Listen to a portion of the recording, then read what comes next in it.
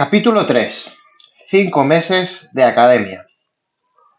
Entre horas interminables de carretera, soledades, compañeros que se convierten en familia e incómodas siestas de furgoneta, vivir con la luna y dormir con el sol, pasaron 3 años. Ya no me satisfacía la idea de pasarme así el resto de mi vida y desarrollar toda mi carrera en expresiones. Había recibido ofertas de otras formaciones, algunas que debería haber considerado seriamente, puesto que, aunque nunca llegué a hablar de dinero con nadie, sabía que un cantante en esas grandes bandas llegaba a ganar más del doble de lo que yo cobraba en la mía, que en esa época podrían alcanzar las 50.000 pesetas por gala. Había incluso representantes, como el desaparecido Jesús Bono, que llevaban un tiempo tentándome con la posibilidad de ofrecerme una oportunidad en solitario y, lo que más me tentaba, grabar un disco. Todos coincidían en que yo tenía algo especial. Me sentía muy ilusionado con los comentarios de mis compañeros y esos halagos me servían para ir tomando conciencia de que estaba preparado para seguir en busca de mi sueño y aspirar a actuar en un escalafón superior del circuito musical.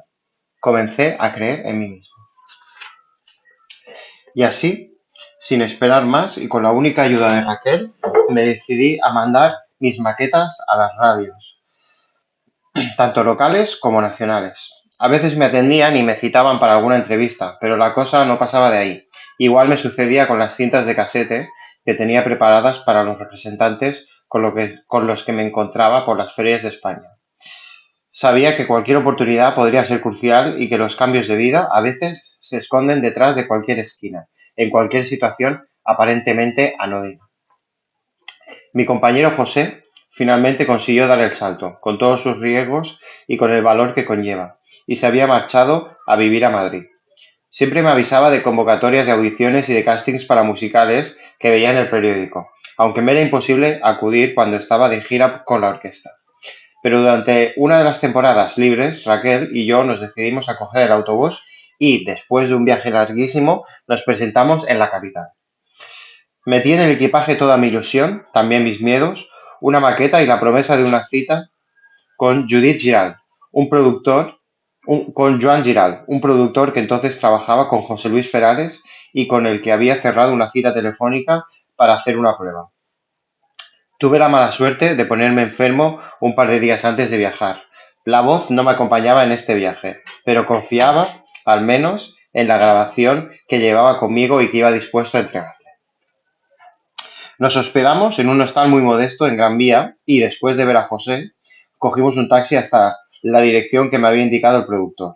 Iluso de mí, creía que sería algún estudio de grabación, pero ¿cuál fue mi sorpresa cuando Girard me recibió en plena calle, de manera apresurada y sin detenerse a escuchar, y apenas me atendió? Antes de que hablara, le advertí de que si íbamos a hacer una prueba, tuviera en cuenta que estaba pachucho. Pero él me cortó enseguida. Nada, chaval, no te preocupes, tú dame la cinta y ya te llamaré. Me quedé planchado. Una decepción repentina me recorrió la espalda con un escalofrío y el cuerpo, que llevaba días de tensión, se desinfló como un globo pinchado. Para eso le hubiera enviado el material por correo y hubiera evitado tanto el viaje como esa cara de tonto que se me dibujó inmediatamente en el rostro, dispuesto, no obstante, a esperar una llamada que nunca llegó. No volví a ver más a aquel representante, pero sí a José Luis Perales, mucho tiempo después, cuando yo ya era un cantante conocido.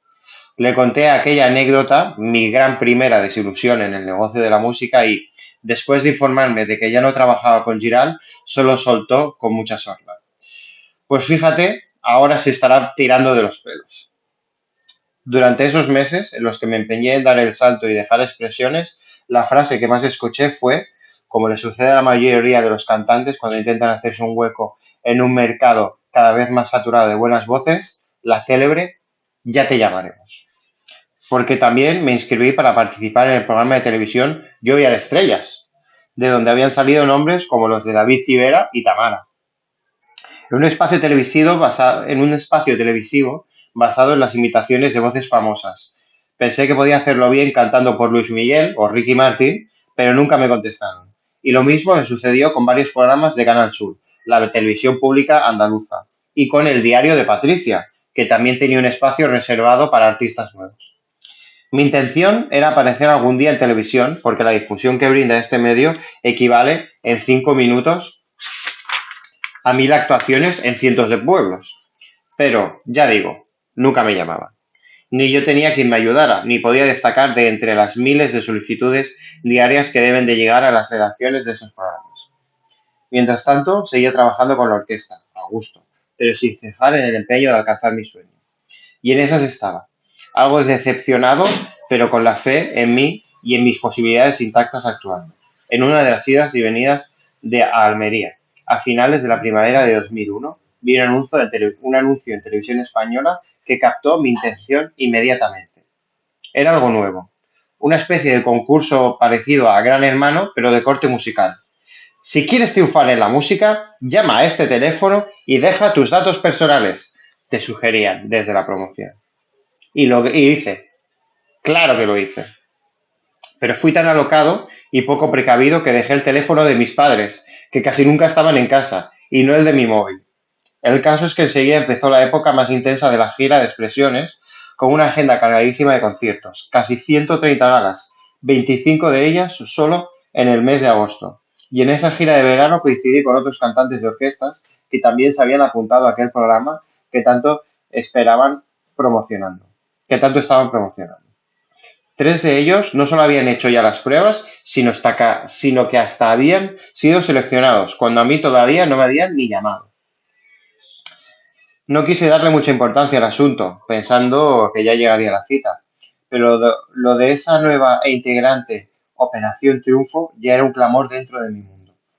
Hasta que a finales de septiembre, durante una noche de concierto, una compañera de otra banda me aseguró que había sido seleccionado para el casting final.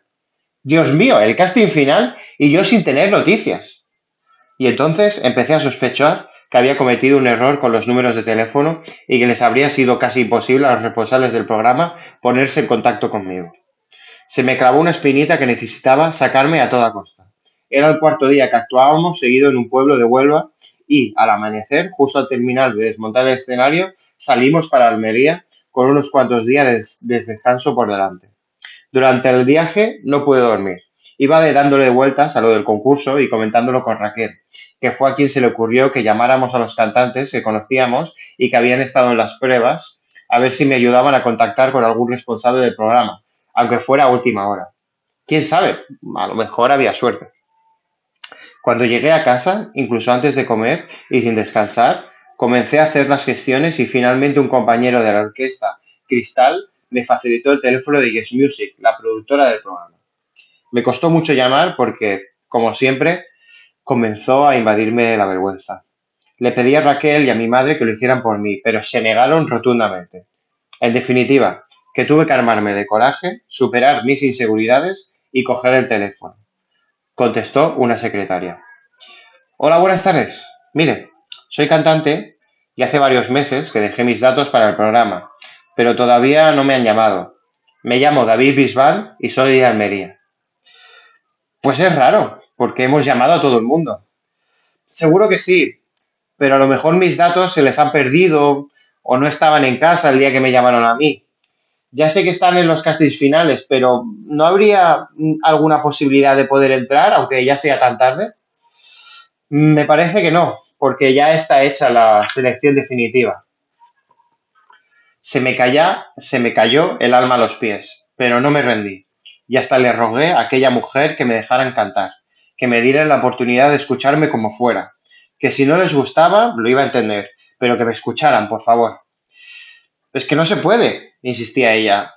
No sé si me entiendes.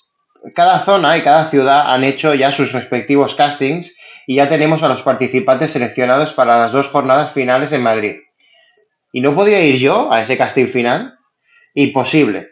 Hay mucha gente que se ha quedado en el camino para poder estar allí y sería injusto que tú tuvieras ese privilegio. Solo queda una prueba mañana en Barcelona. Es una especie de repesca de zona. Al ser una ciudad tan grande, los productores han pensado que se nos podría haber escapado algún concursante con facultades. Pues yo tengo que entrar ahí. Sí, pero hay que presentarse en la convocatoria por la mañana muy temprano y no creo que puedas llegar a tiempo. Además, no es tu zona. Pero ¿qué pasaría si yo me presentara allí? No te puedo asegurar nada. Sería muy raro que cogiéramos a alguien más en esa repesca. Tendría que ser muy bueno. Ya tenemos una idea muy hecha de los que pueden entrar en el concurso. Bueno, pues yo lo voy a intentar. Muchas gracias, señorita. En cuanto colgué, casi automáticamente llamé a mi tío Pascual, el hermano de mi madre que vive en Barcelona, para pedirle que me alojara esa noche en su casa. Y también, movido por ese impulso que comenzaba a ser más fuerte que yo, fui a sacarme un billete de avión para esa misma tarde. Tuve que hacer un esfuerzo económico enorme, porque volar desde Almería, un aeropuerto con muy pocas salidas y destinos directos, sale carísimo. Pero creo que aquel vuelo me costó cerca de 50.000 pesetas, 300 euros, una cantidad importantísima para mí en esa época. Estaba pagando la hipoteca y no me sobraba el dinero, pero aunque no era seguro ni de que me recibieran, algo dentro de mí me decía que tenía que intentarlo. Tenía que presentarme como fuera en aquel programa que prometía como premio para los ganadores la grabación de un disco en solitario, es decir, cumplir mi sueño. A media tarde me subí a un avión por primera vez en mi vida y a las 10 de la noche estaba en San Adrià de Besòs, cenando un filete de ternera en casa de mi tío, con el estómago atrapado por los nervios. Cuando me metí en la cama, recé y, a pesar de la tensión y del estado de alerta en el que me encontraba, me quedé profundamente dormido.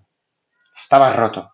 Ese día había amanecido en Huelva después de haber actuado durante toda la noche y tras desmontar el escenario, recorrer Andalucía de punta a cabo y pasar por Almería.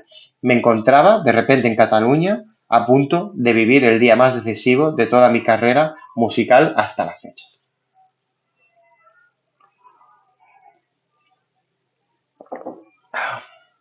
De casting en casting.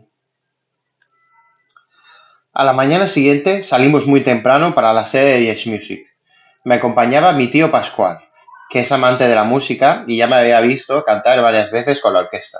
Él también pensaba que yo podía tener posibilidades de triunfar. Y, de hecho, siendo el miembro de la familia con más recursos, ya se había ofrecido a echarme una mano en alguna ocasión. Fuimos de los primeros en llegar, y pese a lo difícil que me dibujó la escena la secretaria que me atendió por teléfono, no me pusieron reparos para entrar a la prueba. Tuvimos que hacer varias diligencias previas y esperar hasta que me dieran número. Según pasaban las horas, la fila del casting iba creciendo más y más, hasta convertirse en un reguero enorme de personas. Parecía que ese día pasaba algo en Barcelona. Yo tenía un número superior al 300, pero decidí ponerme en la cola desde el primer momento, sin hablar con nadie. Allí había gente de todo tipo, alguna muy rara, la verdad, pero todos igual de nerviosos. Cada uno iba a lo suyo. Unos escuchaban música con los cascos y otros cantaban para quitarse la tensión, pero a mí, tan vergonzoso como era, no se me hubiera ocurrido hacerlo ni para calentar. No había pasado por un casting en mi vida y esa nueva experiencia me tenía descolocado. Estaba en estado de máxima alerta, con los ojos como platos y concentrado para no despistarme ni perderme un solo detalle. A pesar de que íbamos entrando en grupos de 8 personas, la fila parecía moverse. Se acercaba lentamente a la puerta, como si algo en el interior de aquel edificio quisiera contener una avalancha. Pero pasadas 1 hora y media me llamaron a la sala. Allí dentro tenían un croma verde y enfrente una cámara de televisión. Las dos chicas que nos examinaban estaban sentadas en una mesa. Cuando llegaba tu turno, te pedían que cantaras una canción rápida y una balada a capela. Unos cuantos lo hicieron antes que yo, unos mejor que otros. Y todo fue tan rápido que apenas me dio tiempo a pensar que iba a cantar. Estaba más concentrado en sacar fuerzas de muy dentro para vencer la timidez y no quedarme callado delante de los examinadores. Temblando como la hoja de un árbol, pronuncié mis primeras palabras. Hola, soy de Almería, me llamo David Bisbal y trabajo en una orquesta. Mi sueño es poder vivir de la música y grabar un disco. Estoy muy nervioso porque este es el primer casting que hago. Acto seguido, canté lo primero que se me pasó por la cabeza. O tú o ninguna, de Luis Miguel, como balada, y She Bangs, de Ricky Martin, como canción rápida. Dos de los temas habituales de mi repertorio en la orquesta. No tardé mucho en saber que había sido elegido para continuar la prueba en la sesión de la tarde. Me emocioné mucho, pero mantuve el tipo. Estaba contenido. No quería vender la piel del oso antes de cazarlo. Aún así, mi tío, que me estaba esperando a la salida, me notó enseguida el entusiasmo, pero en vez de celebrar nada, decidimos comer algo rápido y meternos en el coche a escuchar y recordar algunas canciones mías, por si luego volvían a pedirme que cantara. Cuando volvimos ya quedaba muy poquita gente, 10 o 12 elegidos nada más. Esta vez me preguntaron si sabía bailar y les dije que hacía lo que podía, algunas coreografías con la orquesta. Y para que se lo demostrara, me pusieron una canción de Paulina Rubio que bailaban las chicas de expresiones, pero en la que yo no intervenía para nada. También era mala suerte. En fin, era lo que había y tenía que intentar salir airoso. Así que tiré de repertorio e hice una especie de popurrí de todos los bailes que hacía en el escenario. Ahí fue donde por primera vez di mi particular vuelta sobre mí mismo. Ese giro rápido solo, sobre un solo pie. Me acuerdo que el cámara que me grababa en el casting se quedó prendado. ¡Chaval, qué bueno! Hazlo otra vez para que te grabe mejor. Y no lo hice una, sino muchas veces más. ¿Quién me iba a decir a mí que el baile iba a ser tan decisivo para poder dar este paso? Pero aún faltaba una última entrevista, donde conté mi historia y mis motivaciones, el bagaje que todo cantante de orquesta lleva consigo y cuestiones tanto personales como profesionales. La hice como pude, con el pudor prendido a mis palabras y esa vergüenza de la que no terminaba de desprenderme. Y no lo debí hacer del todo mal, porque allí mismo volvieron a anunciarme que había sido seleccionado para el casting final de Madrid y que me llamarían en breve. Al día siguiente, sin terminar de asumir todavía lo que me había pasado en tan pocas horas, me volví a Almería a esperar a que me avisaran. Estábamos a finales de septiembre y aún me quedaban galas pendientes con expresiones. Les dije a Pepe y a Pedro que que me había presentado al concurso y que me habían seleccionado. En principio reaccionaron bien, porque sabían que algo así iba a ocurrir tarde o temprano. Pero el problema llegó cuando por fin me citaron para el último casting y una de las dos fechas de la cita coincidía con una de las actuaciones que nos quedaban, en Cabeza de Buey, un pueblo de la provincia de Badajoz. Aquello ya no sentó tan bien. Intentaron convencerme de que no me presentara a la prueba, porque decían que al fin y al cabo iba a ser muy difícil que me seleccionaran y no merecía la pena que perdiera por eso un día de actuación y les dejara diezmados. Fue un momento duro para todos, pero si me pongo en la piel de Pepe y de Pedro, entiendo su derecho a defender los intereses de la orquesta. Para ellos, mi ausencia y la falta de tiempo para solucionarla suponían un gran trastorno. Pero de nuevo tuve el gran apoyo de Raquel, que habló con todos los compañeros y les hizo ver que aquella era para mí una oportunidad que no podía dejar pasar. Y para terminar de sentirme convencido, seguro de que lo único que estaba haciendo era pensar en mi futuro, mi hermano José Mari me habló muy claro. David, este es tu sueño y lo tienes al alcance de tu mano. Si en expresiones no lo entienden y si no te va bien en el programa, seguro que vas a poder volver a actuar en cualquier otra orquesta de todas las que te han ofrecido y que están locas por ficharte. Además, tú vales más que esas 20.000 pesetas que te dan. Qué inocentes éramos y cuántas veces nos hemos reído después mi hermano y yo de aquella conversación. Al final mis jefes acabaron cediendo y Raquel se ofreció a cantar todas mis canciones el segundo día de la gala, porque la primera noche sí acudí y lo pasé fatal en el escenario, hecho un manojo de nervios. Cuando terminamos los pases, ya de amanecida, Pepe y Pedro se portaron de maravilla. Me dieron un abrazo y me dijeron que la orquesta siempre iba a estar ahí para mí, que aquella era mi casa y que si la prueba no salía bien, me iban a recibir con los brazos abiertos. Sentí un enorme agradecimiento en aquel momento y aún hoy conservo esa gratitud de quienes fueron mis compañeros de vida durante 4 temporadas, la escuela en la que pude formarme y a quienes les debo quien soy hoy en día.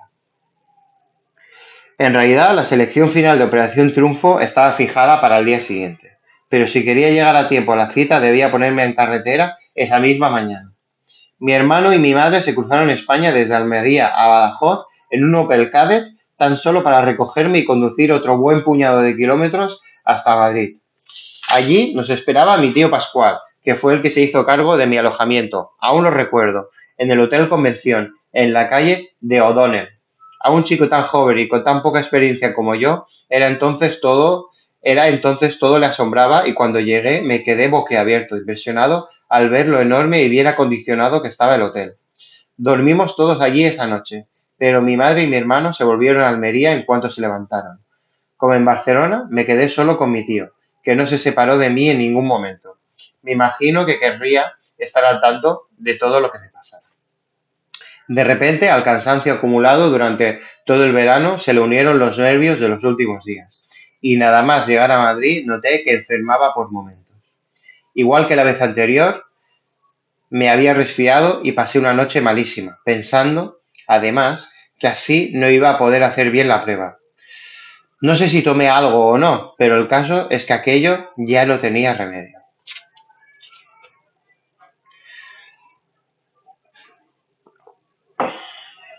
Cansado y nervioso.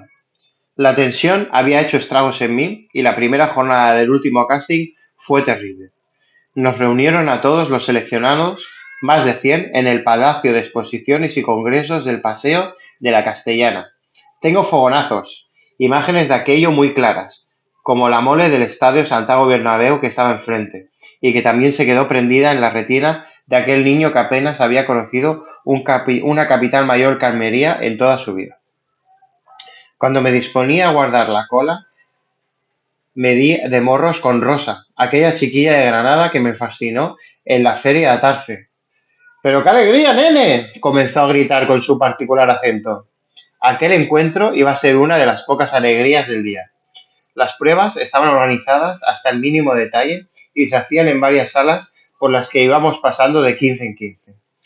Primero estuvimos en una más pequeña, en la que Nina y Helen, que después serían directora y profesora de la academia respectivamente, se encargaban de comprobar nuestros registros y nuestra calidad vocal. Después de cantar, aún sobre el mismo escenario, nos hacían unas pruebas de coreografía que me resultaron especialmente difíciles por la debilidad física que había empezado a acusar la noche anterior, a causa de ese inoportuno resfriado. Puede parecer sencillo, pero a la poca fuerza física con la que llegué al casting aquel día se le unió una incomodísima inseguridad emocional, similar seguro a la de la mayoría de aspirantes que estábamos allí jugándonos nuestro futuro. Y en ese estado tuvimos que enfrentarnos a un test psicológico que me desagradó mucho porque me pareció que tan solo trataba de sacar a la luz nuestras debilidades. Muchos llegaron a llorar. Pero con el tiempo he sabido que estas pruebas son necesarias para comprobar que los aspirantes tienen carácter y son mentalmente fuertes como para no derrumbarse y soportar la presión de un programa tan duro como, en este caso, iba a ser OT. Gracias a estos tests pudieron descubrir a concursantes muy potentes, que no se iban a venir abajo fácilmente. Por ejemplo, a Chenoa ya se le veía que iba a ser una crack. Tenía unas tablas tremendas y se manejaba perfectamente con todo lo que le pusieran. Me quedé asombrado con la labia de que tenían algunos y los sueltos que estaban muchos otros en las entrevistas, hablando con una naturalidad enorme. No era mi caso entonces, que ya había desarrollado tablas para subirme a un escenario, pero aún me sentía pánico escénico si en vez de cantar tenía que expresarme con palabras y hablar delante de grandes auditorios. Aquel día lo pasé realmente mal. Entre una prueba y otra me comunicaba con Raquel a través de mensajes de móvil. Estábamos relativamente cerca, pero yo me sentía a kilómetros de distancia. Y es que en cuanto acabó la actuación, en Cabeza de Buey, la que era mi novia entonces, se había trasladado a Madrid y me estaba esperando fuera del Palacio de Congresos a que terminara. La hubiera necesitado dentro porque a mitad de la prueba estuve a punto de tirar la toalla. Hubo un momento en que me quise ir de allí. Sentía que me desmoronaba. Después del baile me encontraba fatal. Estaba helado de frío y apenas podía cantar. A mi pensar entonces, pero gracias a Dios, me tuve que quedar a esperar la lista de seleccionados para la siguiente jornada de pruebas. En ese momento estaba derrumbado, escéptico, agotado. Todo me daba igual. Solo quería que terminase aquella tortura. Estaba ido, ausente, encogido en un rincón, deseando volver a casa. Estar rodeado de los míos y a salvo de ese infierno. En cambio, la situación que me rodeaba era bien distinta. Un grigay de voces, gritos de júbilo, con todos los aspirantes nerviosos y cantando por los pasillos. El que no estaba pletórico de verdad, al menos, lo quería demostrar para impresionar a los demás. A última hora ya me comunicaron que me habían elegido para la prueba definitiva y puedo jurar que ni me alegré. Al revés, casi me molestó tener que volver. Salí a toda prisa y le pedí a Raquel que me llevara a un hospital. Estuvimos más de 3 horas en el servicio de urgencias del Gregorio Marañón hasta que me atendieron los médicos. Estaba claro que, con más de 100 conciertos a las espaldas ese año y el añadido de tensión que pusieron para mi estado físico y mental las pruebas OT, tuve una bajada de defensas. Me recetaron un antibiótico y me fui a la cama a sudar. Pasé una noche de auténtica pesadilla, tan solo aliviada por el consuelo de la compañía y los cuidados de Raquel. Pienso que fue ella, y no las medicinas, la que consiguió que me levantara mejor al día siguiente. Y muy tempranito nos presentamos de nuevo en la Castellana. Ya seríamos solo unos 40 aspirantes para unos 20 puestos. Para empezar, hicimos una entrevista con Juan Ramón Mainat, el célebre productor de Crónicas Marcianas, el programa más visto de la televisión en aquellos años. Quique Tejada y el jefe de todos ellos, Tony Cruz. Es decir, toda la cúpula de la productora Yes Music y la discográfica Vale Music, que iba a ser la encargada de publicar los discos de los ganadores de Operación Triunfo. Les expliqué que estaba enfermo y que sabía que lo tenía muy difícil porque no lo había hecho bien en las pruebas. Tejada, que acabó más años más tarde siendo parte de mi equipo, me comentó, pasado el tiempo, que estuvieron a punto de dejarme fuera. Pero, al final, en el último recuento, alguien sacó a relucir mi nombre. ¡Oye! ¡El chico de Almería! ¿Te refieres a televisión? Y por eso entré en la academia. Un auténtico milagro. Y hay canciones similares. En Amazon Music. Lo siento, ese dispositivo está Alexa, desconectado. para.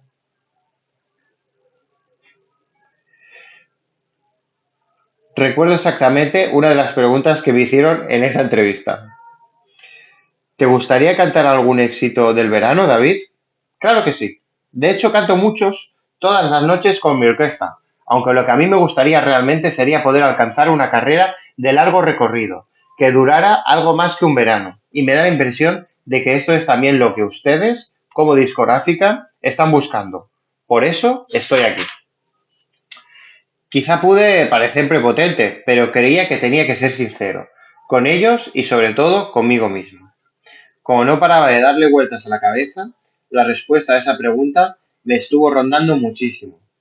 Temía haberme pasado de listo, y eso le añadió una tensión extra a la espera de los resultados, aunque imagino que sería la misma que tenían los otros 40 cantantes que estaban allí. Era curioso observar las reacciones ajenas, cómo el estrés y la ansiedad ante un veredicto que puede cambiar tu vida se expresa de manera tan diferente en unas personas y en otras.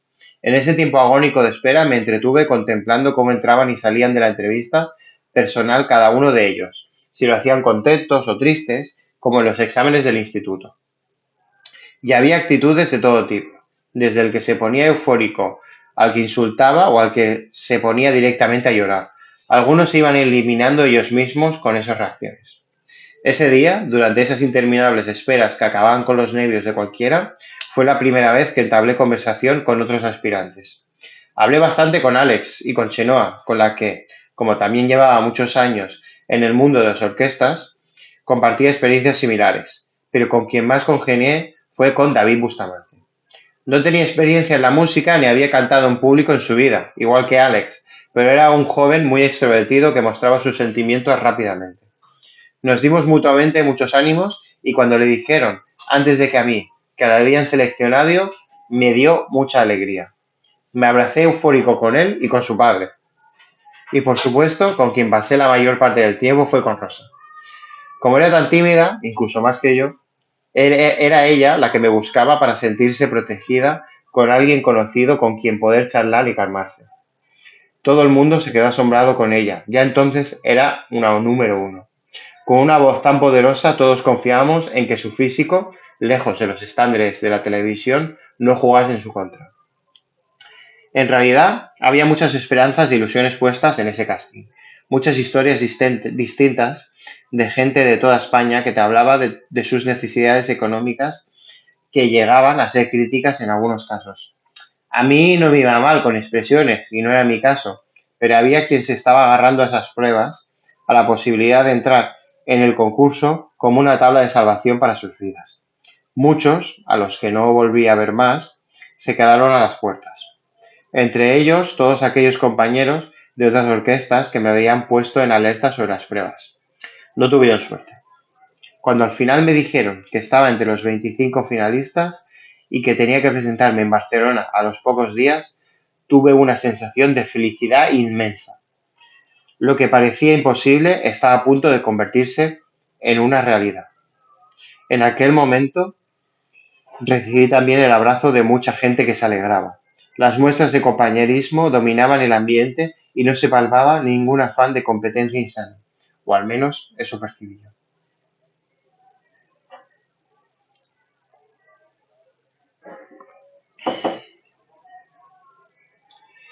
Las dudas y los calzoncillos.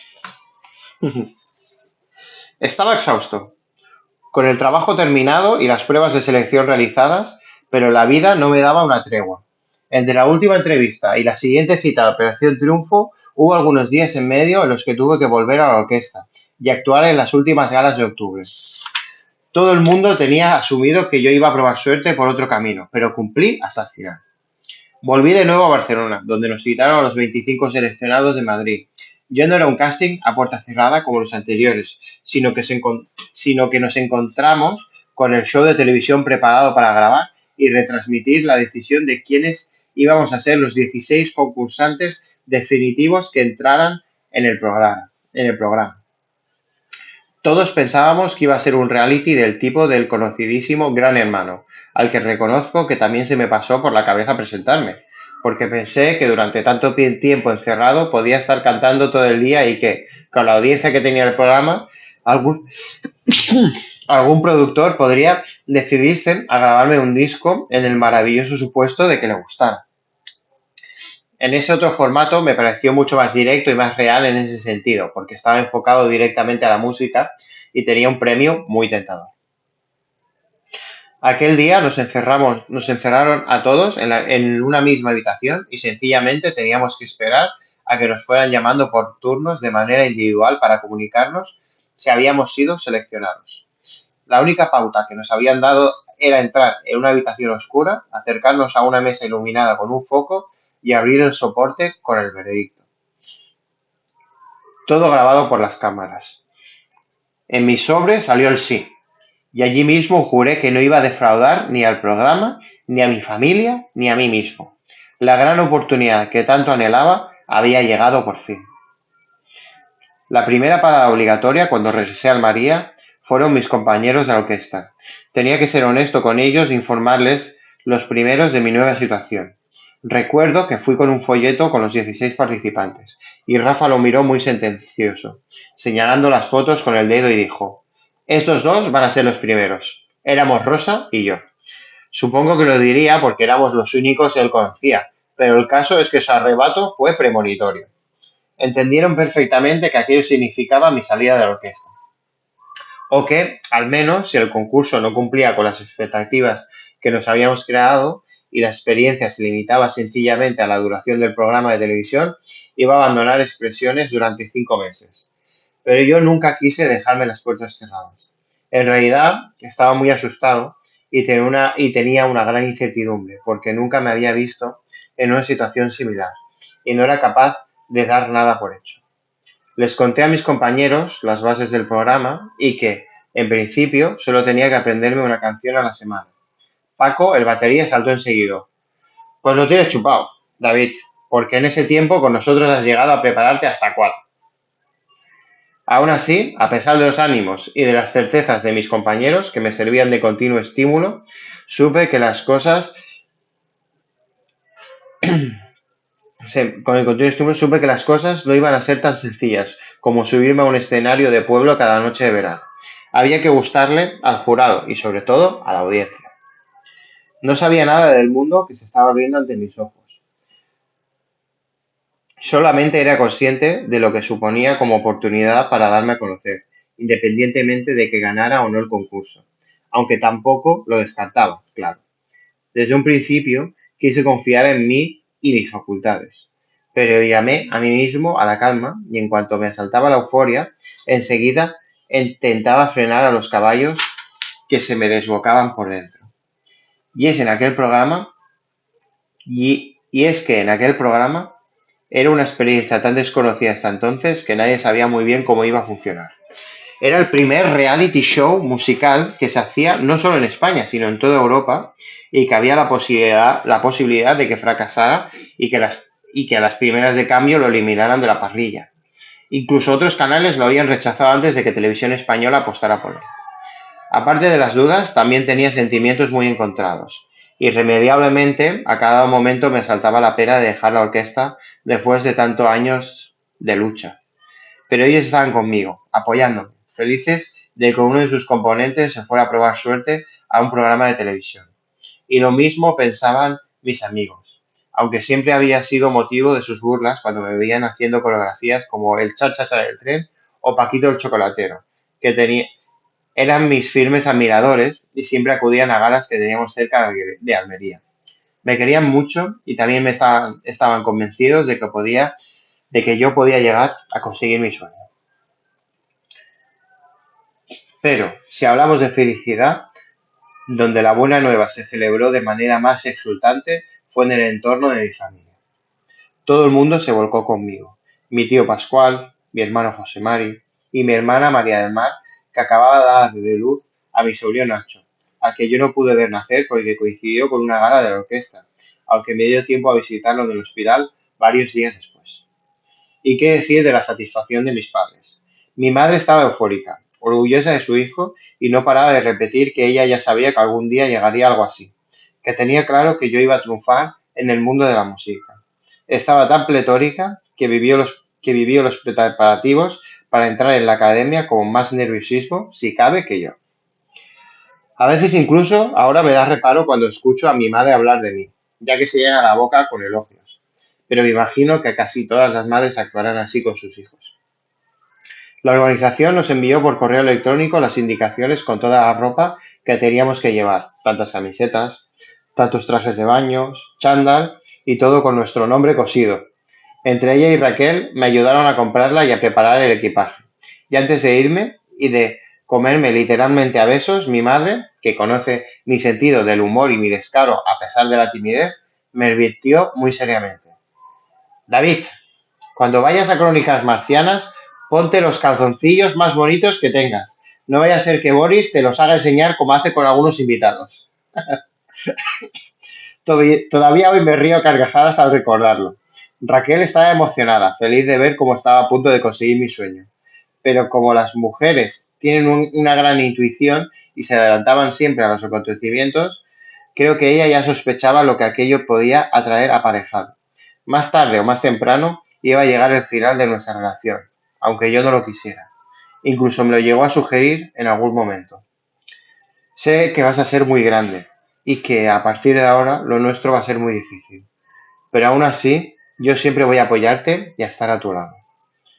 A mí ni se me pasaba por la cabeza que eso pudiera suceder. Raquel era la compañera de la que nunca me separaba, mi otro yo, la persona en la que más confiaba. Llevábamos juntos casi 2 años, en los que no me sentí solo en ningún momento. Y pensaba, con toda seguridad, que en el momento en que saliese de OT iba a volver a reunirme con ella.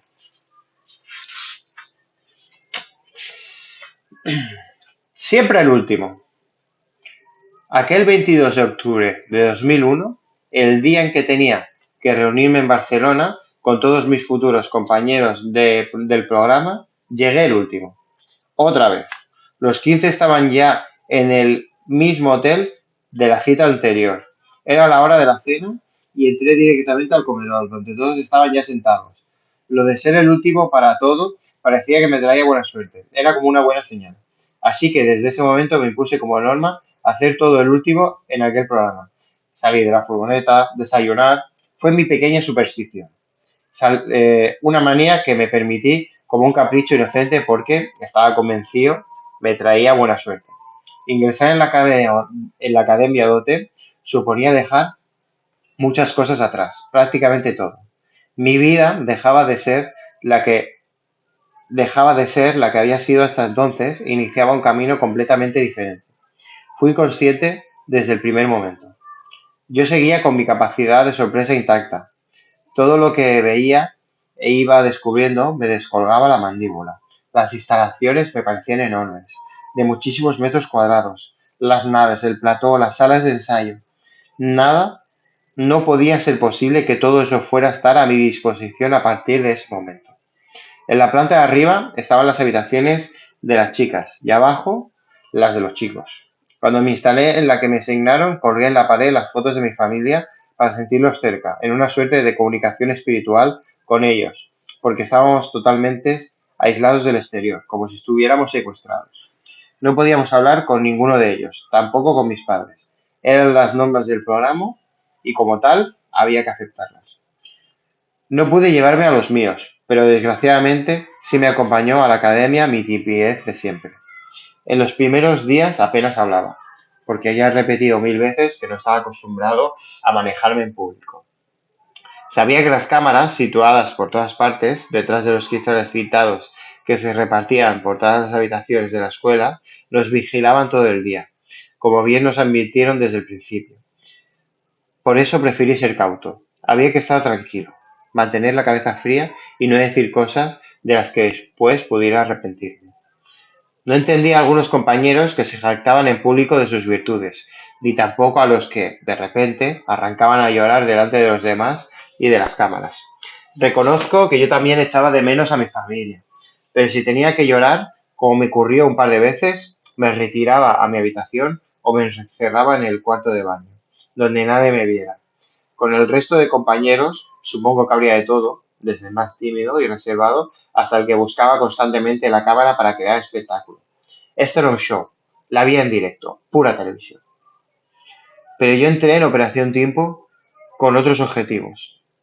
La mente en blanco para absorber el mayor conocimiento posible, pero también despejada de otros intereses que no fueran los puramente musicales. Nunca tuve obsesión por ganar. Como siempre he sido muy pragmático, consideraba que ya el hecho de estar allí era un éxito. Si quedaba entre los 3 primeros y conseguiera grabar el disco, sería perfecto. De momento era un regalo, la oportunidad a la que creía que nunca iba a tener acceso.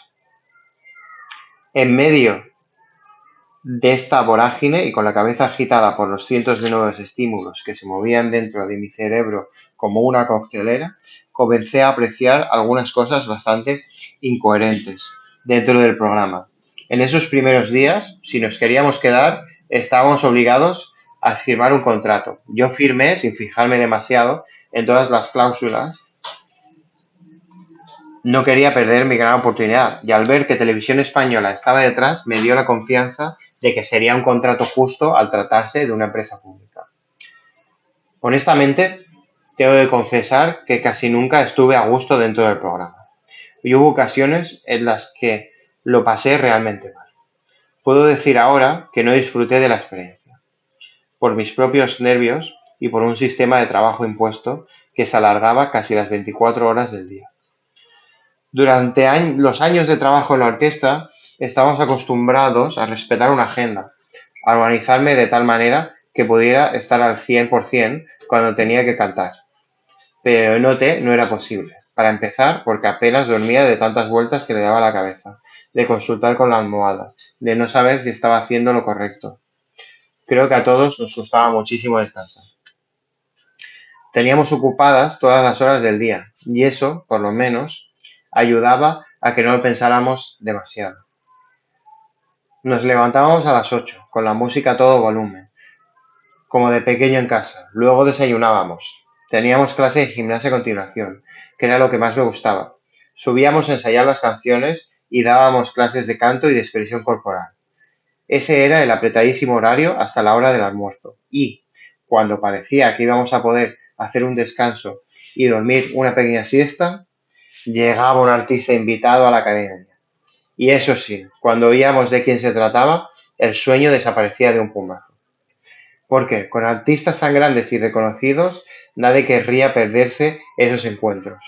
Era una oportunidad de oro para ver de cerca y dialogar con Cristian Castro, con Alicia Keys, con Mónica Naranjo o con Luis Fonsi, que hoy en día es como mi hermano.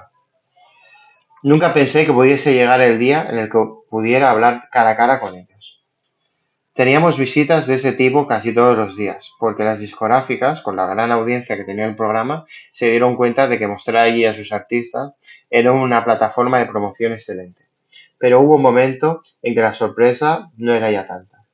Era muy bonito poder conocer a aquellos artistas, sí, pero la verdad es que estábamos derrotados, porque la actividad proseguía después durante toda la tarde, sin descanso hasta la hora de la cena.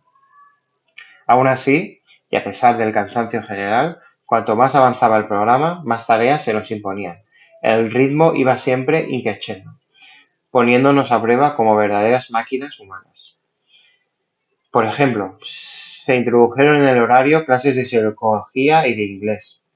Yo solo sabía decir hello y mal pronunciado. Lo había estudiado en instituto, pero reconozco que era un negado. Algunos compañeros sí que lo hablaban muy bien, como Gisela, Naim, Chenoa, pero había que ver el inglés que hablábamos, por ejemplo, Rosa y yo. Cero patatero. El primer día, Clark, el profesor, se dirigió a mí directamente en su idioma, para saber qué nivel tenía. Y yo le dije, mira tío, no te esfuerces, lo que yo tengo ni siquiera puede llamarse nivel. Años después tuve que aprenderlo a toda prisa por necesidades comerciales, y me alegro mucho de que así fuera. La cuestión es que en aquella academia nos pasábamos el día entero trabajando, porque además de las clases siempre había cosas que hacer, pruebas de vestuarios, ensayos. Así que cuando llegaban las galas estábamos exhaustos, incapacitados para dar el 100%. Y yo aún menos después de la intensa gira de expresiones que había dejado atrás. A todo eso había que añadir la tensión de preparar las canciones, aunque a mí era lo que me resultaba más fácil. Al fin y al cabo, era el mismo trabajo que había hecho siempre. Me las aprendía sin muchos problemas, sobre todo si eran compartidas con otro compañero. Siempre llevaba las actuaciones muy bien trabajadas. La primera canción que me tocó en suerte, la de la gala de presentación, no fue la mejor para que pudiera lucir mi voz. Tal y como nos pidieron, yo les había dado tres opciones variadas pensando en públicos diferentes. Una de Luis Miguel, otra de Diego Torres y otra de Guaraná, en la casa de Inés, que me gustaba mucho y fue la que me acabaron adjudicando. Consideraron que atraía a un público más juvenil, pero vocalmente no era muy exigente ni propicia para lucirse tanto como con las otras. La segunda semana me tocó para cantar el trío con Javián y Alex, una canción del repertorio de Chayanne, Mira Ven Ven, un tema muy rítmico. Y ahí ya empecé a trabajar con Poti, el profesor de baile. Desde el primer momento tuve una muy buena sintonía con él. Vio que me esforzaba moviéndome en el escenario y que, sin saber y sin ser un buen bailarín, al menos le ponía actitud y ganas, las mismas que tenía con la orquesta. Se suponía que aquel era un concurso de cantantes, pero el baile acabó imponiéndose como una disciplina central dentro de la academia. A muchos compañeros se les veía claramente que, si en algún momento llegaban a alcanzar una carrera individual, no iban a elegir ese camino. En la vida se iban a mover en el escenario, pero aquellas eran las normas y tenías que bailar si querías seguir adelante. Pese a aquello, yo con la orquesta cantaba y bailaba a la vez. Estaba de acuerdo con que no se intensificara el nivel de dificultad en las coreografías. Mi gran suerte era traer aprendida ya esa lección de mis años de orquesta, además de mi preparación física, condiciones que le debía a mi amor por el deporte. Pero por eso no tengo tantos recuerdos del esfuerzo físico como del psicológico, porque cuando cantas y bailas a la vez tienes que partir la mente en tres. Tienes que estar pendientes de los movimientos, de la música y de tu voz. Yo les insistía a los profesores de OT que si me movía mucho y me obligaban a aprenderme una coreografía que no sentía, no me dejaban disfrutar de la canción de la semana ni del escenario. Y, lo que es más importante, no me permitían concentrarme en la voz, que debería ser el objeto del programa, aunque allí se valorara todo en su conjunto, voz y actitud sobre el escenario. Aún así, preferí resignarme. Ya tendría tiempo de elegir si es que mi carrera continuaba hacia adelante. Así que, viéndole por el lado positivo, pensé que si aquella canción de Chayanne tampoco me servía para mostrar mi forma de cantar, el baile podía ser mi mejor baza. No creía que por esa canción nos fueran a expulsar a los tres en las votaciones, y por eso me quedé una semana más. Pasado el tiempo, los responsables del programa me confesaron que durante esas primeras galas yo pasaba sin pena ni gloria las eliminatorias, hasta que la tercera llegó mi verdadera oportunidad hecha canción. Justo cuando me dieron una canción que sí me servía para sacar lo mejor de mí, Adoro, un bolero que compartí con nadie.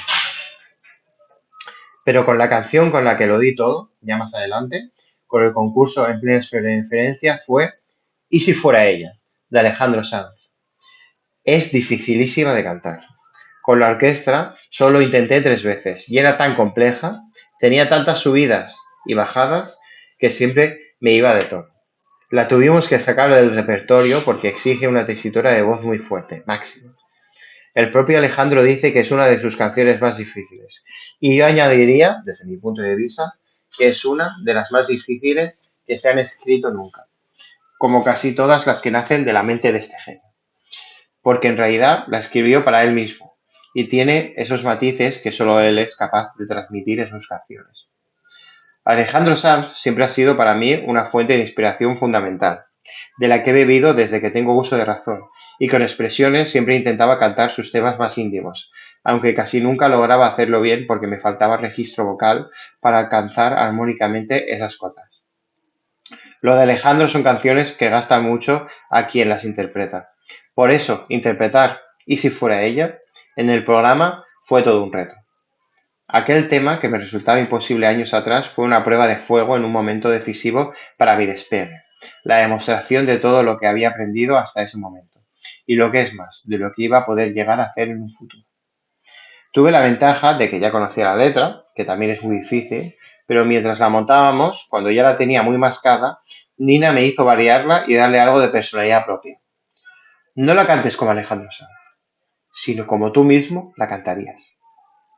Así lo dice, y tras varias audiciones, por fin la profesora me dio el visto bueno. Estaba seguro de que la defendería bien, pero de repente empecé a pensar que a lo mejor Alejandro Sanz podría ver el programa y eso me hizo ponerme muy nervioso. Sabíamos que él nos seguía porque en aquella Navidad nos había escrito a todos los cantantes de OT una carta que enmarcamos, en la que nos solicitaba y nos mandaba un beso de Manuela, su hija. Pero al salir a escena aquella noche me tranquilicé y me sentí muy a gusto. Más que nada porque por primera vez en todo el programa un alumno actuaba con un instrumento en directo, un sonido no grabado. Aquella guitarra eléctrica en vivo fue mi fuente de inspiración, mi talismán. Cuando comenzó a sonar, me acerqué al guitarrista y saqué de dentro toda la energía del mundo para cantar, aunque me había vuelto a poner una de esas camisetas ceñidas, que tanto me apretaban. Aún a día de hoy no sé por qué les dio por vestirme así. Yo les decía entre risas que parecía un buceador, pero a pesar de todo me sentí muy bien aquella noche cantando un tema tan complicado. Fue la superación de todo un reto. Desde entonces, y si fuera ella, siempre ha formado parte de mi repertorio. Me acompañó en mi primera gira, Corazón Latino, en el Festival Viña del Mar en Chile, en la gira acústica que se grabó y editó en DVD en los escenarios del Teatro Real de Madrid y en el Royal Albert Hall de Londres, y hasta un homenaje a Alejandro Sanz de los premios Lo Nuestro, en Miami.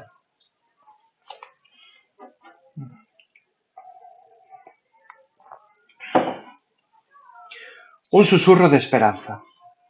En este repaso emocional por los 5 meses más definitorios de mi vida, hubo momentos mágicos dentro del programa, irrepetibles, que siempre formarán parte de mi biografía más íntima, de mi colección de recuerdos preferidos. Por ejemplo, una de las visitas que nunca olvidaré fue la de Laura Pausini. Como yo era tan callado, los otros artistas que pasaron por allí apenas me hicieron caso, pero con la cantante italiana tuve un feeling especial. Ella pasó todo un fin de semana en la academia preparando una canción con nosotros para la gala del martes. Y al terminar la canción, que daba por concluido el programa, sin que antes ni siquiera me hubiera mirado, Laura se me acercó con las luces ya apagadas y me susurró al oído: aunque no ganes, tú vas a ganar. Todavía se me eriza el vello cuando lo recuerdo. Cualquier otro compañero se lo habría dicho enseguida a los demás, o a la misma cámara. Pero aquellas palabras de un artista tan grande me las guardé para mí, a solas, escondidas en lo más profundo de mi alma, como quien no quiere enseñar un tesoro por miedo a que se lo robe.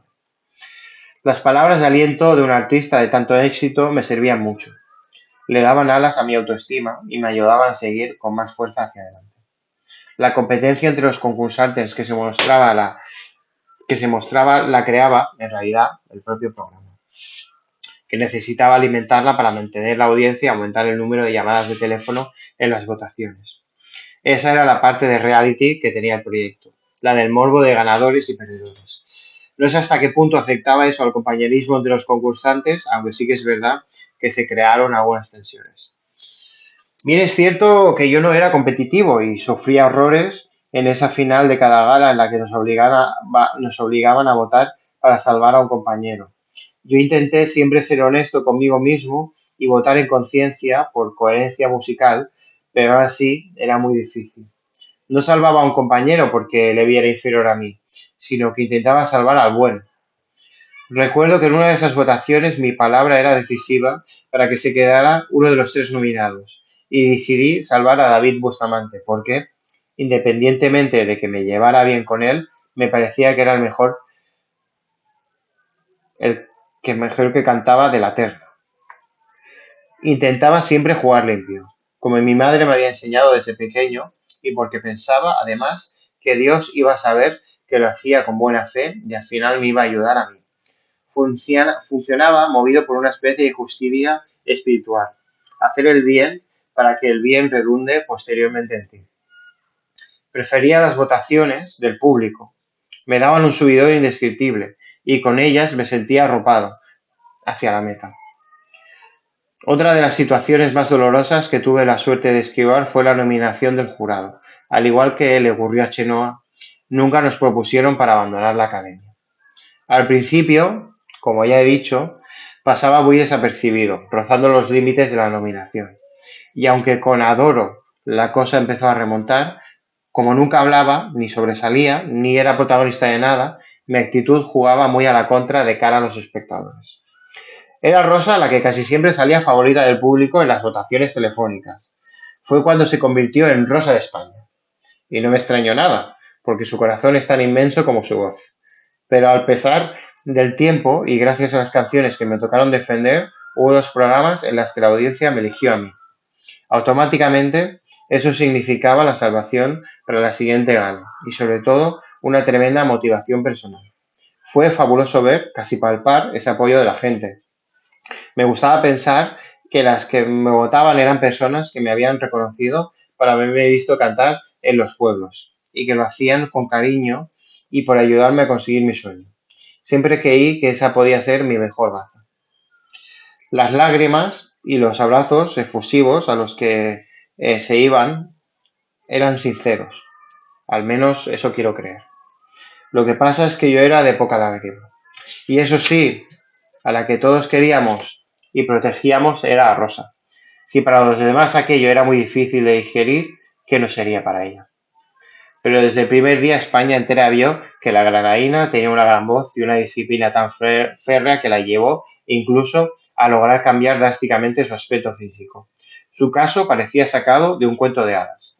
Era, sin ninguna duda, la que tenía que ganar, por estas y otras tantas cosas. Es verdad que también los demás nos esforzábamos, pero Rosa era el ejemplo más patente de esa superación constante, la viva imagen de lo que significaba el programa y se hizo con todo el cariño de la gente. Allí se crearon algunas amistades, pero tampoco demasiado intensas. En general, había lo que se dice buen rollo. Cada cual tenía su manera de ser y con unos hablabas más que con otros, como en cualquier otra situación, como en la vida real, pero nunca falló el respeto hacia el otro.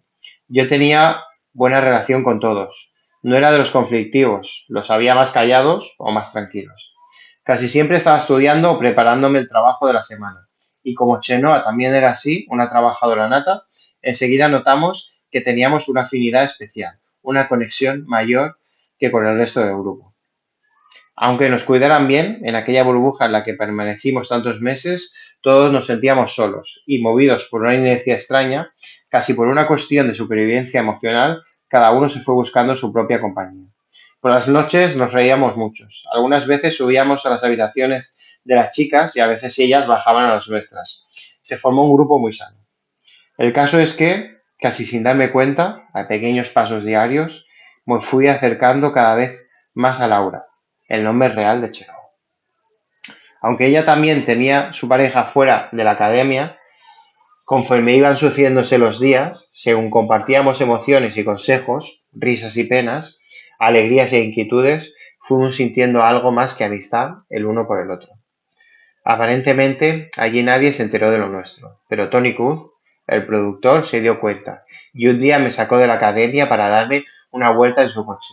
Creo que antes lo había hecho ya con otros concursantes, para intentar consolarlos y darles apoyo si pensaba que lo estaban pensando mal. Llevábamos ya 2 meses de encierro y todos necesitábamos que nos diera un poco del aire. Incluso acondicionaron una terracita para fumar y salir al exterior. Cuando Tony me sacó a la calle, estuve hablando con él de todo un poco, hasta que me preguntó a bocajarro: ¿Y tú qué? ¿Cuándo vas a arreglar la situación con tu pareja? Me quedé de piedra, pero tuve que reconocérselo. No podía engañarle. Me dijo que en pocos días, con motivo de las fiestas de Navidad, nos iban a dejar volver unos días a casa y que sería un buen momento para poner orden en nuestras vidas. Al volver a la academia se lo comenté a Laura y los dos nos pusimos de acuerdo en aprovechar la ocasión para romper con nuestras parejas anteriores. Estaba decidido.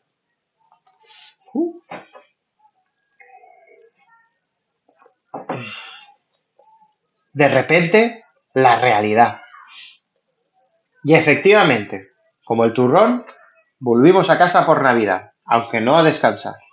Porque si bien es cierto que tuvimos tiempo para ver a nuestras familias, también pudimos aprovechar el periodo de vacaciones para comprobar el gran éxito del programa al tener nuestro primer contacto directo con el público fuera de la academia. La propia academia nos organizó en firmas individuales de discos y allí fue donde realmente vimos la locura del programa con los miles de fans que nos esperaban. Cada uno se fue acompañando de un miembro de producción de Yes Music o de Vale Music, la discográfica. A mí me tocó viajar con Quique Tejada, que luego se iba a convertir en mi A&R, es decir, el encargado de Artist and Repertoire, algo así como mi enlace artístico en la discográfica. El día que salí de la escuela ya me sorprendió mucho que la gente me parara para hacerse fotos conmigo en el aeropuerto de Barcelona. Estaban todos como locos. Quique me llevaba de la mano intentando protegerme de tanta gente como se me abalanzaba por los pasillos del aeropuerto. ¡Dios mío! ¿Qué es esto? Hacerte decir. Nada, David. Tú no te pares mucho, que llevamos prisa. Aunque estábamos ya en el ecuador del concurso, allí dentro nadie sabía la revolución social y mediática que había provocado el programa. Solo veíamos al público que iba a las galas con carteles de ánimo para cada uno y que nos coreaban, pero pensábamos que estaba todo preparado. Tanto era así que cuando Tejada, ya dentro del avión, me dijo lo que tenía que hacer en Almería, yo le planteé mis dudas. Pero Quique, imagínate que llego a la firma de discos y no hay nadie. ¿No crees que pueda ser un fracaso? Obviamente le entró la risa. No me extraña, porque cuando llegó el momento yo mismo no pude dar crédito a lo que vi. El primer acto previsto, en unos grandes almacenes de Almería, se tuvo que suspender. Había tal tumulto que apenas pude aguantar 10 minutos filmando.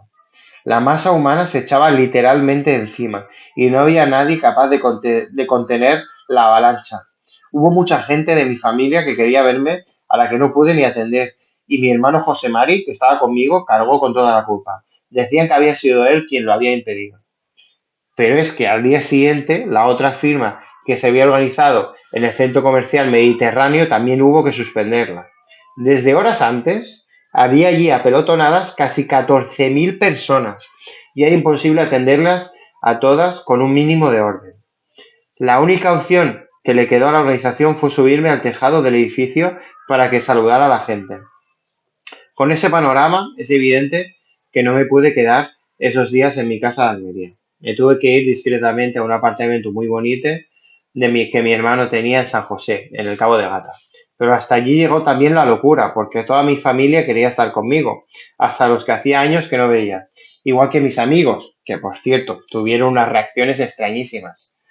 Les daba como vergüenza hablar conmigo, como si fuera otra persona. Y yo les decía, pero tíos, que soy David, el mismo de siempre. Pero ya nada era igual entonces. De repente yo mismo me sentí como un extraño dentro de mi cuerpo y en mi relación con los demás.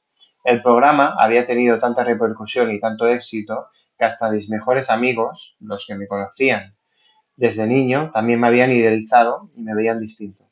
Ahí empecé a notar que mi cambio de vida estaba siendo radical. Aunque esto solo duró un tiempo, todavía hoy conservo a los mismos amigos. Y por supuesto, también estuve con Raquel, que no se separó de mí en ningún momento. Mi familia me contó, durante los primeros meses del programa, que se sentía tan sola en casa que se fue a vivir a la de mis padres. Aquello tuvo que ser muy duro para ella. Dormimos juntos aquellas 2 noches de apartamento, pero ella ya notó que yo estaba diferente, que no lo estaba poniendo a ese reencuentro el calor que esperaba después de tanto tiempo sin vernos. Imagino que, como ya me había advertido, se temía lo peor. Pero, cobarde de mí, no me atreví a decirle nada, ni mucho menos a cortar ya nuestra marchita relación. No me sentí capaz. Cuando volví a Barcelona y le conté lo que había pasado, a Laura no le sentó muy bien, ya que ella sí que cumplió con el trato al que habíamos llegado. Mi relación con Chenoa se enfrió durante unos días y yo lo pasé realmente mal. Quien se dio cuenta una vez más fue Tony Cruz, que no dejó nunca de aconsejarme. Me decía que no iba a liberar de esa carga hasta que no le contara a Raquel toda la verdad. Y un día, dentro de la academia, se sacó del bolsillo su teléfono móvil y, aunque lo teníamos absolutamente prohibido, me dejó llamar a la mujer con la que tanto había compartido. Sé que no está bien hacer estas cosas por teléfono, pero esa fue la realidad. Tuve que armarme de valor, el que no había tenido en persona, para poder hacerlo. Y cuando Raquel descolgó, al ser tan raro que yo pudiera llamarla, ya debió de temerse lo que iba a decir. Me susurró que me echaba de menos y otras muchas cosas bonitas. Y yo le contesté que me había ayudado mucho, que era una compañera del alma y que nunca sabría cómo agradecérselo, pero que nuestra relación tenía que pasar a otro plano, el de la amistad. Era mejor dejarlo así porque no querría hacerle más daño. Ella reconoció que también había pensado en terminar lo nuestro y que probablemente la ruptura era lo mejor para los dos, porque después del programa yo iba a tener tanto trabajo que no nos íbamos a poder ver. Lloré mucho, porque me dio una gran lección. Como era una mujer tan grande, con tanta dignidad, en vez de acusarme de nada, ella misma me puso fácil lo que a mí me parecía tan difícil. Su reacción en una situación tan compleja fue de una grandeza espectacular y me allanó el camino hacia una nueva vida. Y supongo que de puro cariño quiso ser comprensiva con aquel niño de 22 años que se creía que ya era un hombre. Cuando se lo comuniqué a mi familia, les di un gran disgusto porque también querían mucho a Raquel, pero entendieron mi decisión. Lamentablemente, no he vuelto a verla más. He sabido que ha tenido 2 niños y estoy seguro de que es una gran madre. Por mi forma de asumir las responsabilidades en la música, pensaba que ya había madurado, pero entonces aprendí que la profesión no tiene nada que ver con la vida personal. Aún tuvo que pasar un tiempo para que me hiciera más valiente a la hora de afrontar este tipo de situaciones. En cambio, Laura sí que tomó las riendas para cambiar mi vida. Tiene 4 años más que yo, lo que, siendo una mujer, entonces ya era un abismo de madurez con respecto a mí. No es que nuestra relación fuera muy profunda en la academia, pero sí que éramos compañeros sentimentales. Nos servíamos de apoyo en un momento tan incierto como el que estábamos viviendo, a la expectativa, tan temerosos de lo que podía traernos el futuro. Y en ese refugio que uno suponía para el otro, acabó convirtiéndonos en una pareja estable más allá del programa.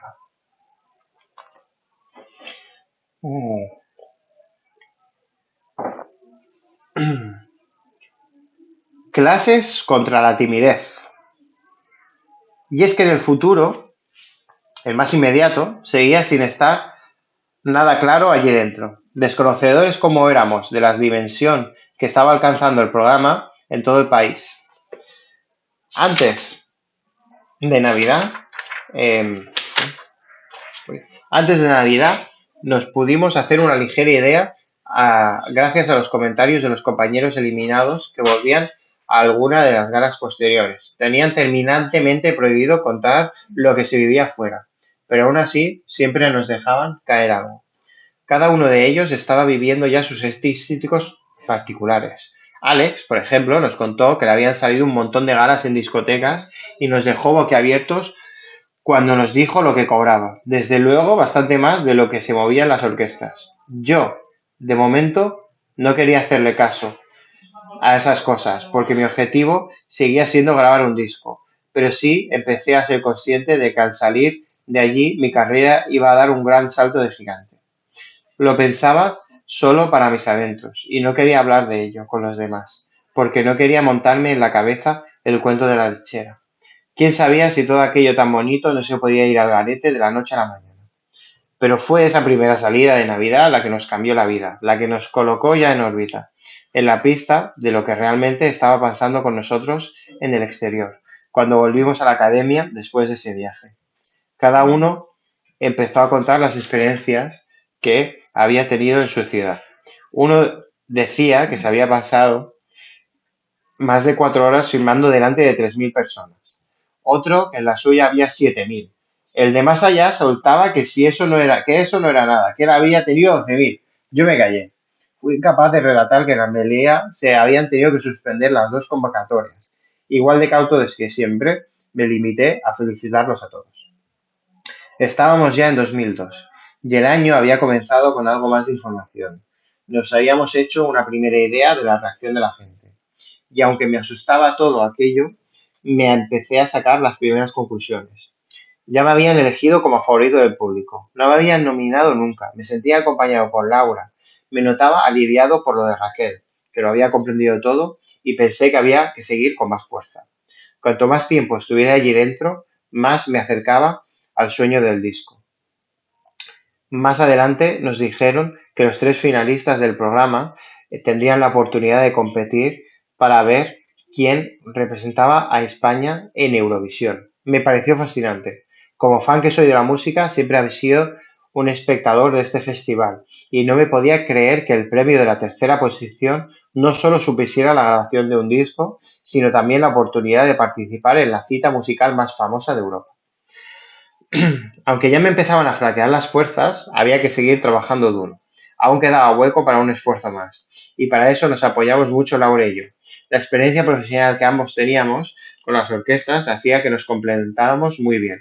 Y muy mentalizados los dos, teníamos nuestra propia rutina de trabajo, siempre juntos. Ensayar, trabajar y descansar todo lo que podíamos para seguir dando el máximo en aquel programa que nos iba a abrir las puertas del gran mercado de la música. Sabía que había que estar muy preparado y me apliqué con disciplina a todas las clases, incluso con las que nunca les vi gran utilidad. Lo hablaba mucho con Poti, que era un tipo muy agradable con nosotros y siempre estaba de broma, tal y como se le sigue viendo en los programas de la tele.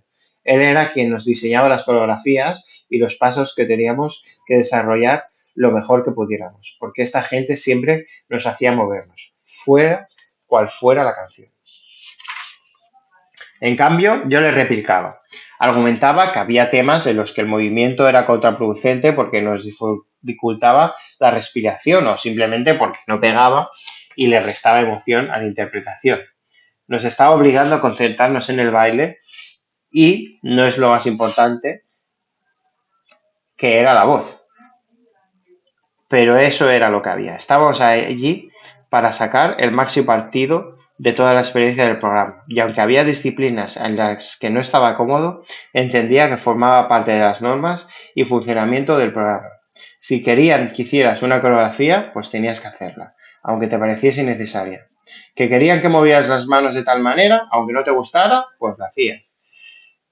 ¿Que querían que cantaras Paquito el Chocolatero? Pues perfecto. También la cantaba todas las noches con la orquesta. ¿Para qué me iba a valer quejarme? Tengo muy asumido que no estaba allí para hacer lo que me gustaba, sino para seguir las normas, si es que quería conseguir mi objetivo. Ya tendría tiempo cuando saliera a hacer lo que quisiera. De momento, tenía que superarme para quedar al menos en tercera posición y así tener más oportunidades con el apoyo de la compañía para grabar un buen primer disco, rodeado por profesionales de primer nivel. Hay que recordar que en las normas del programa solo los 3 finalistas tenían garantías de grabar un disco. Tampoco las clases de canto, las estrictamente musicales, me aportaron mucho técnicamente. No siempre estaba de acuerdo con lo que me decían los profesores. La voz es un instrumento muy personal y después de salir de la academia retomé algunas de mis técnicas personales, las que creía que me resultaban más positivas para mi voz. Lo que más me sirvió en ese sentido fueron los consejos acerca del oficio que me dieron Nina y Manovich, que era joven como nosotros, pero un músico superdotado. Sus clases me fascinaban, porque me aportaron mucho a nivel de técnicas y de arreglos musicales, que era lo que me gustaba hacer en la orquesta. Nina, por su parte, no tuvo mucho contacto conmigo durante la mayoría del programa. Les ponía más atención a otros concursantes y a mí siempre me mantenía a una distancia prudencial. Yo pensaba que era por mi propia timidez, pero cuando íbamos llegando a la final y le pregunté acerca de su actitud, me contestó muy claramente. Yo voy detrás de los que necesitan mi apoyo. Y a ti siempre te veía muy suelto. No creía que te hiciera falta.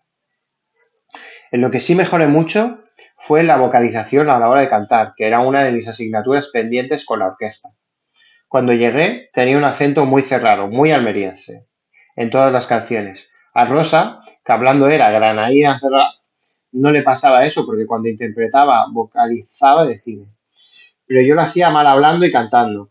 Todo el mundo me imitaba el deje para los humoristas profesionales, como me dijo mi amigo Ito. David, has puesto de moda el acento de Almería. Pero no te enfades, eso quiere decir que ya te conoce mucha gente.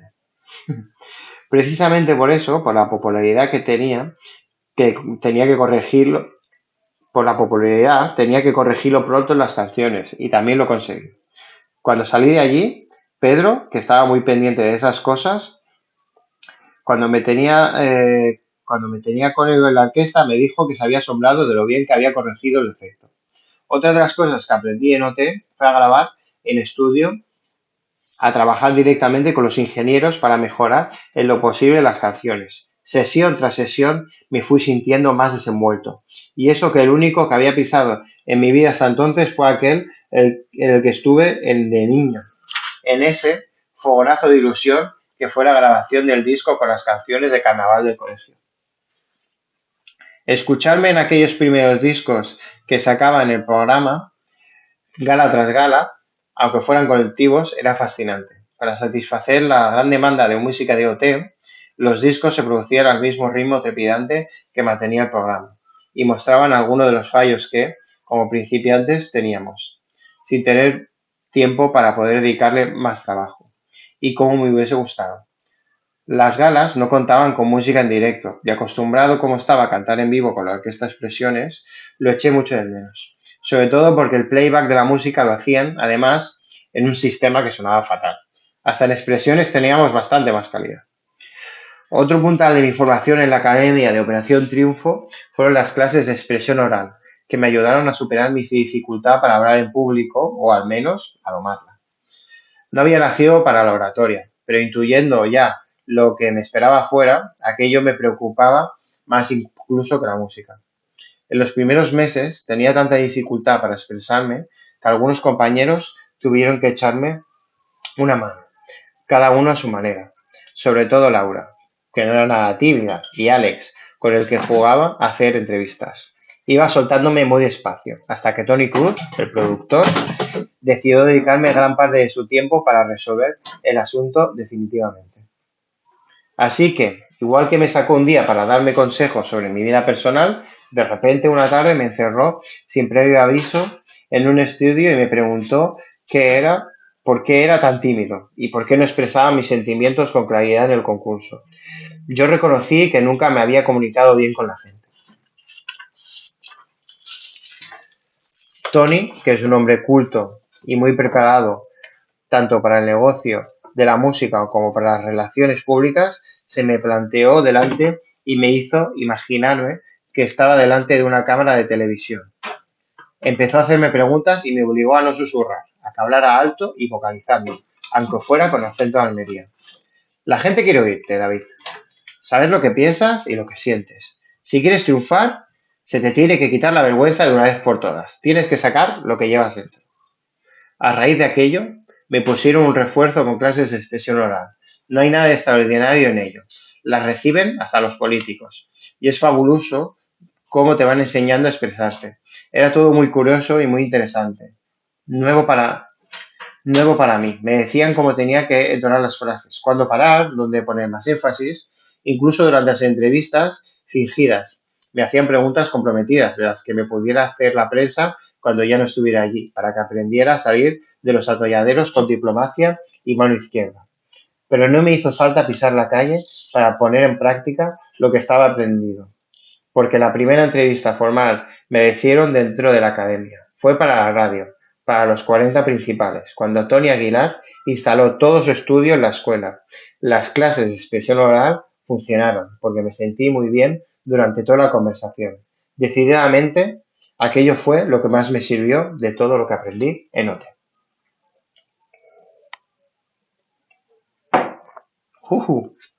Preparado para la bisbalmanía. En lo que no avancé absolutamente nada fue en los idiomas. Y por eso mismo, en una de las últimas galas, pasé el momento más amargo de todo el concurso. Alguno de mis compañeros se quejó de que a mí siempre me beneficiaban las canciones y para contentarles me adjudicaron una en inglés, When a Man Loves a Woman, en la versión de Michael Bolton, y me resultó dificilísimo. En mi vida había pensado que alguna vez tuviera que cantar en inglés y mi pronunciación era pésima. Me limité a simular los sonidos, pero no me sentía a gusto, porque para cantar bien hay que sentir las letras. Si soy sincero, he de reconocer que yo no crecí mucho musicalmente allí dentro. Cuando se iban acabando el concurso, mucha gente decía que no había evolucionado tanto como otros compañeros. Y tenían razón. Pero había quien también comentaba que era lógico, porque había entrado en el programa con más experiencia en los escenarios gracias a la orquesta, a diferencia de la mayoría de los concursantes. Para la gala final, a Nina se le ocurrió que todos volviéramos a cantar el mismo tema que nos sirvió de presentación en la primera gala, para que así la gente pudiera apreciar el cambio que habíamos experimentado. Y, al terminar, ella misma me dijo que yo lo había cantado peor esa segunda vez. ¿Y cómo no iba a ser así? Si llevaba allí 5 meses encerrado y matado a trabajar. Porque estaba hecho polvo. Ni siquiera sé si a esas alturas lo podía disimular. Según iban pasando las semanas, notaba que se me agotaban las energías. Y más aún, al final, cuando todo requería un nivel de exigencia más alto. Esas últimas semanas fueron durísimas. Me sentía como un ciclista que hubiera corrido el mismo año el Giro de Italia, el Tour de Francia y la Vuelta a España. Y nadie en la historia ha podido ganar las 3 carreras en un mismo año, ni Miguel Indurain. Pero al final se acercaba, pero al final se acercaba y tuve que sacar fuerzas de flaqueza. Me acordé de cómo superaba los momentos más exigentes en las giras con expresiones. Y me acordé a cada momento de mi familia mirando esas fotos que tenía colgadas en la pared de mi habitación.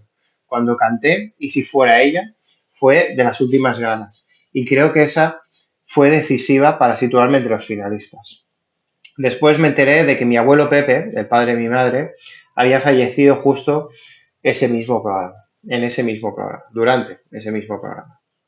Nadie de mi familia quiso comunicármelo para no descentrarme. Fue doloroso, pero hicieron bien, movidos por las ganas de verme triunfar. La última vez que lo vi fue en el hospital, durante la salida navideña. Ya tenía 83 años y estuvimos hablando largo rato porque, aunque era sordo, sabía leer los labios. Me dijo que guardaba todos los periódicos en que salía yo y que estaba muy orgulloso de mí. No volví a verlo más. Cuando terminó el programa, mi tío me enseñó la página del Diario de Almería, que salió al día siguiente de aquella gala. El impacto fue tan grande que habían titulado Estalla la bisbalmanía. Ese era el titular de portada del mismo periódico que en las páginas anteriores llevaba la esquela de mi abuelo. Qué coincidencia más dura. Creo que en mi familia hizo bien en no decírmelo en su momento, temiendo que me desequilibrase a las puertas de la final. Al menos esa fue la explicación que me dieron, pero a veces he pensado que de haberlo sabido esa noche lo hubiera rezado para despedirme de él como Dios manda. Seguro que mi abuelo me hubiese ayudado a seguir adelante. Fuera como fuese, ese mismo día me convencí de que podía estar en la final, de que podía conseguir mi meta. El público me eligió como favorito por segunda vez y ya todo se allanó hasta la última gala. Pero aún así no me quise volver loco y mantuve la misma cautela que había tenido hasta entonces. Solo me emocioné de verdad cuando mis padres vinieron a verme a la gala final. Era imposible no hacerlo. Hasta 5 meses que estaba encerrado en aquel recinto y solo los había podido ver un par de días en Navidad y un rato que mi padre vino con Raquel a las primeras galas. Muy poco contacto para poder aplacar tanta nostalgia. Me sentía ya muy débil. Durante la semana previa al último programa no pudimos apenas dormir. Hubo que ensayar más de la cuenta y tuvimos que hacer mucha prensa. La gala final era un compromiso muy grande, pero si todo salía bien, así iban a ser siempre las cosas en adelante. Teníamos que concienciarnos de que nuestro trabajo en la música no iba a consistir solo en preparar las actuaciones, sino también en otra larga serie de actividades, sobre todo de promoción, la parte más dura de la profesión. Cantar es lo que nos gustaba y lo que nos salía de manera natural, pero eh, era solo el 40% del trabajo. El otro 60%, el más forzado, traía aparejado un ritmo muy exigente y hasta entonces desconocidos. Fotos, entrevistas, incluso compromisos publicitarios con los primeros patrocinadores que contaron con mi imagen cuando todavía estaba dentro del programa. Claro que también hubo algunas alegrías, como aquella que nos dieron cuando nos dijeron de producción que ya teníamos 60.000 euros en la cuenta corriente, procedentes de los royalties adquiridos de los discos de las galas y el especial de Navidad. Coincidió justamente con el cambio del euro y tuvimos que hacer cuenta para saber que eran 10 millones de pesetas. ¡Dios mío! ¡Qué barbaridad! Pero lo mejor de todo es que ya estaba ahí, en la última gala, junto a Rosa, Chenoa y Busta. Había llegado donde quería y si quedaba al menos en tercer puesto, el disco que soñaba estaba asegurado. Por eso seguí sin obsesionarme con la competencia. Ni me gustaba ni la sentía. Mi única competencia era yo mismo. Poder mantener mi nivel de exigencia, seguir concentrado, darlo todo, hacerlo por amor a la música y por convicción personal, por mí y por mi familia. La competitividad no era tan feroz como se mostraba en el programa. Era una rivalidad sana entre compañeros. Es más, no hubo malos rollos ni cuando se acercaba el final y la cuestión de las votaciones se volvió pelaguda. Allí todos seguíamos ayudándonos. Así que la final casi fue lo de menos. Todo estaba hecho y decidido, salvo el orden del primer al cuarto puesto. Yo me conformaba, ya digo, con ser tercero, porque así aseguraba la edición del disco, que era mi verdadero objetivo en aquel concurso. Y más desde que me enteré de que también les habían dado esa oportunidad a otros participantes que habían salido mucho antes de la academia, con más motivo todavía. Me daba igual quedar en cualquiera de esas posiciones. Aún así, aquel día quise hacerlo lo mejor posible para que el productor que me tocara en suerte fuera de los mejores. Canté una canción muy difícil, All by Myself, de Celine Dion, en versión española, y luego recé para que la gente me apoyara con sus votos. Quedé en segundo lugar. No gané aquel tour tan duro, la mayor escala de mi vida, pero sí pude subir al podio, mostrarle orgulloso a mi padre hasta dónde había llegado su hijo, con voluntad y tesón, con responsabilidad y capacidad de trabajo. Por fin iba a grabar un disco y salía de allí.